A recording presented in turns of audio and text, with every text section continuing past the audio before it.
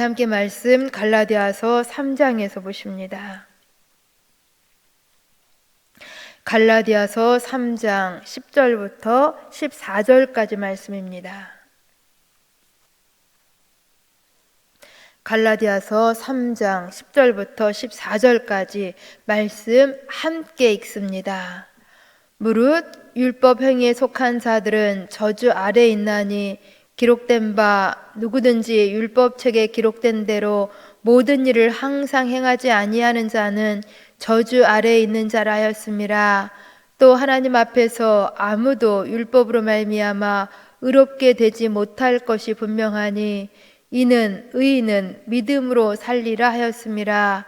율법은 믿음에서 난 것이 아니니 율법을 행하는 자는 그 가운데서 살리라 하였느니라. 그리스도께서 우리를 위하여 저주를 받은 바 되사 율법의 저주에서 우리를 속량하셨으니 기록된 바 나무에 달린 자마다 저주 아래 있는 자라 하였음이라. 이는 그리스도 예수 안에서 아브라함의 복이 이방인에게 미치게 하고 또 우리로 하여금 믿음으로 말미암아 성령의 약속을 받게 하려 함이라. 아멘. 하나님께서 우리에게 기대하시는 것, 하나님께서 우리에게 원하시는 것이 무엇이라고 생각하십니까? 우리가 어떻게 하나님을 기쁘게 할 수 있겠느냐라는 것입니다. 히브리서 11장 6절은 말씀하십니다. 믿음이 없이는 하나님을 기쁘시게 하지 못하나니 하나님께 나아가는 자는 반드시 그가 계신 것과 또한 그가 자기를 찾는 자들에게 상 주시는 이심을 믿어야 할지니라 라고 말씀하십니다. 성경은 우리가 하나님을 기쁘시게 할 수 있는 것이 믿음이라고 말씀하고 있으십니다. 믿음이 하나님을 기쁘게 할 수 있습니다. 믿음을 하나님께서 우리 가운데 원하십니다. 그래서 하나님께서는 영원한 생명을 얻을 수 있는 방법을 바로 여기 믿음에 두셨습니다. 창세기에 에녹이라는 사람이 나옵니다. 에녹은 믿음으로 하나님과 동행하다가 죽음을 보지 않고 살아서 승천한 사람입니다. 이러한 에녹에 대해서 성경이 이렇게 말씀합니다. 에녹은 하나님을 기쁘시게 하는 자라는 증거를 얻었다라고 말씀합니다. 에녹이 하나님을 기쁘게 할 수 있었던 것은 바로 믿음 때문이었다라는 것입니다. 마태복음 8장에도 보시면 이방인 백부장이 자기 하인이 죽게 된 것을 보고 예수님을 찾아옵니다. 그때 우리 예수님께서는 이 하인을 고치기 위하여서 백부장의 집에 친히 가시겠다고 말씀하십니다. 그러자 백부장은 주님이 자기 집에 오시는 것을 감당할 수 없다고 하면서 그냥 말씀만 하셔도 하인이 낫겠다고 말합니다. 이때 우리 주님께서 기뻐하시면서 이 백부장을 향하여서 이렇게 크게 칭찬하십니다. 이스라엘 중에 이만한 믿음을 내가 만나보지 못하였다. 백부장의 믿음은 이처럼 우리 주님을 크게 기쁘시게 하였고 이렇게 크게 주님으로 말미암아 칭찬을 받게 하였습니다. 그런데 종종 우리 예수님께서는 제자들의 믿음 없음을 책망하시기도 하셨습니다. 예수님께서는 제자들과 함께 배를 타고 갈릴리 바다를 건너가시는데 풍랑이 일어났습니다. 그래야 제자들은 우리가 죽게 되었다고 겁에 질려하면서 매우 두려워합니다. 우리 예수님께서는 이때 풍랑을 잔잔케 하신 후에 제자들을 향하여서 이렇게 책망하십니다. 믿음이 적은 자들아 왜 두려워하느냐? 예수님께서는 이처럼 제자들의 믿음 없음을 책망하셨습니다. 이처럼 성경은 믿음 있음과 믿음 없음 이 둘 사이에서 주님의 칭찬, 주님의 책망이 있었음을 보여주고 있습니다. 그만큼 믿음이 중요한 것입니다. 오늘 말씀 갈라디아서 3장에서도 성령으로 시작해서 육체로 마치려고 하는 갈라디아 교회 성도들을 향하여서 어리석음을 지적합니다. 그러면서 6절 7절 말씀에서 아브라함이 하나님을 믿음에 그것을 그에게 의로 정하셨고 믿음으로 말미암은 자들을 아브라함의 자손이라고 하셨습니다. 그리고 또한 9절 말씀에서도 믿음으로 말미암은 자가 믿음이 있는 아브라함과 함께 복을 받을 것을 말씀하고 있습니다. 곧 믿음이 의롭게 되는 복, 영생을 얻는 복, 구원을 이루는 복을 준다는 것입니다. 그러나 반대로 율법 행위에 속한 자들은 복이 아닌 저주가 있음을 본문 10절이 말씀하고 있습니다. 우리 함께 10절 말씀 같이 읽습니다. 10절 무릇 율법 행위에 속한 자들은 저주 아래 있나니 기록된 바 누구든지 율법 책에 기록된 대로 모든 일을 항상 행하지 아니하는 자는 저주 아래 있는 자라 하였음이라. 아멘. 그렇습니다. 누구든지 율법대로 모든 것을 항상 행할 수는 없는 것입니다. 율법의 일부를 지키지 못하는 것은 전체를 지키지는 못하는 것과 같은 것입니다. 아무리 율법을 잘 준수한다고 할지라도 그러나 하나님 앞에서는 불완전한 것입니다. 그러기에 율법을 온전하게 다 지킨다라는 것, 이것은 절대 불가능한 것입니다. 그러기에 율법은 우리를 구원할 힘이 없는 것입니다. 율법으로는 아무도 하나님 앞에서 의롭게 되지 못합니다. 다만 율법은 우리가 죄인이라는 것만을 드러내 주는 것입니다. 우리 자신이 저주받을 수밖에 없는 죄인이라는 것, 이것을 드러내 주는 것이 율법인 것입니다.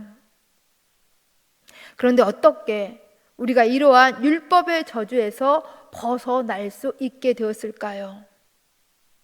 우리 함께 본문 13절 말씀을 같이 읽습니다. 13절 그리스도께서 우리를 위하여 저주를 받은 바 되사 율법의 저주에서 우리를 속량하셨으니 기록된 바 나무에 달린 자마다 저주 아래에 있는 자라 하였음이라. 아멘. 그렇습니다. 죄 없으신 우리 예수님께서 십자가에서 처형당하심으로 우리를 대신하여서 율법의 저주를 받으신 것입니다. 율법의 저주를 우리 예수님께서 십자가에서 직접 짊어지셨다라는 것입니다. 그래서 이 예수님을 믿는 자마다 율법의 저주에서 속량받게 된 것입니다. 여기 속량이라는 단어는 대가를 지불하고 사서 풀어준다라는 그러한 의미인 것입니다. 누구든지 자기 죄를 회개하고 자신을 대신하여서 십자가에서 율법의 저주를 받으신 예수님을 믿기만 하면 모든 율법의 저주에서 풀어준다라는 것입니다. 해방시켜 준다라는 것입니다. 그러면 이처럼 이러한 율법의 저주에서 속량받은 사람들이 받은 복은 무엇일까요? 우리 함께 14절 말씀을 같이 읽습니다. 14절 이는 그리스도 예수 안에서 아브라함의 복이 이방인에게 미치게 하고 또 우리로 하여금 믿음으로 말미암아 성령의 약속을 받게 하려 함이라. 아멘. 그리스도 예수 안에서 아브라함의 복이 이방인에게도 이르게 하십니다. 예수님께서 십자가의 저주를 받으심으로 예수 안에서 아브라함의 복이 여기 이방인에게, 아니 우리에게, 모든 사람에게 미치게 하셨다라는 것입니다. 예수 그리스도를 믿음으로 모든 사람이 아브라함의 복을 누리게 된 것입니다. 아브라함과 같이 하나님으로부터 의롭다함을 받고 아브라함과 같이 믿음으로 말미암아 아브라함의 자녀가, 하나님의 자녀가 되었고 하나님의 나라를 상속받게 된 것입니다. 그리고 또 여기서 한 가지 더, 우리가 믿음으로 말미암아 약속된 성령을 받게 하시는 것입니다. 성령 우리 가운데 능력을 행하시는 하나님의 영이시지요. 성령님은 연약한 자를 강하게 하십니다. 이러한 성령을 그리스도 예수 안에서 믿음으로 주신다라는 것입니다. 그러게 우리를 강하게 하시고 우리 가운데 능력을 행하시는 이 하나님을 늘 믿음으로 바라봐야 하는 것입니다. 그런데 우리는 가끔 하나님을 향한 믿음보다도 눈에 보이는 사람을 더 의지하려고 할 때가 있습니다. 사실 바울도 이렇게 예수님을 만나기 전에는 율법에 대해서 열심히 했던 사람입니다. 율법에 대해서 철저했던 사람입니다. 그래서 바울은 이렇게도 생각하였습니다. 예수라는 사람이 하나님께 죄를 지었기 때문에 나무에 달려서 저주를 받은 것이야.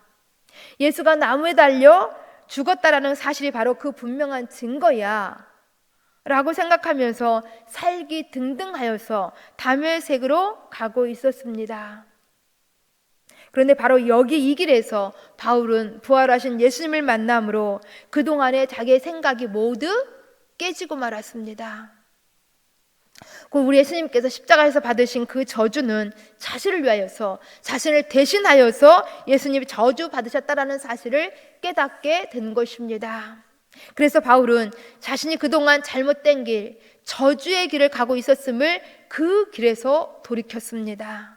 그리고 이제 믿음으로 살기 시작합니다. 율법이 줄 수 없는 자신의 노력과 자신의 수고가 줄 수 없는 믿음을 통한 복된 길을 그는 걸어가기 시작한 것입니다. 그리고는 예수의 십자가의 보혈의 은혜로 그 십자가의 공로를 힘입어서 그는 믿음의 길을 가게 되었다라는 것입니다. 말씀을 정리합니다. 사실 우리는 저주가 마땅하며 하나님의 심판이 어울리는 사람들인 것이 분명합니다. 그런데 우리 예수님께서 나무에 달리셔서 저주를 받으셨습니다. 우리를 대신해서 십자가에서 하나님의 진노를 다 받으셨다라는 것입니다. 그리고 우리를 속량해 주셨습니다. 우리를 자유케 주셨습니다. 더 이상 우리는 이 율법의 속박에 매여서 있는 그러한 죄의 종이 아닌 것입니다. 그러게 우리는 우리의 삶 가운데서 우리의 죄에 집중하지 마시고 예수 그리스도를 믿는 이 십자가를 통하여서 받은 속량, 이 구원의 감격에 집중하셔야 하는 것입니다.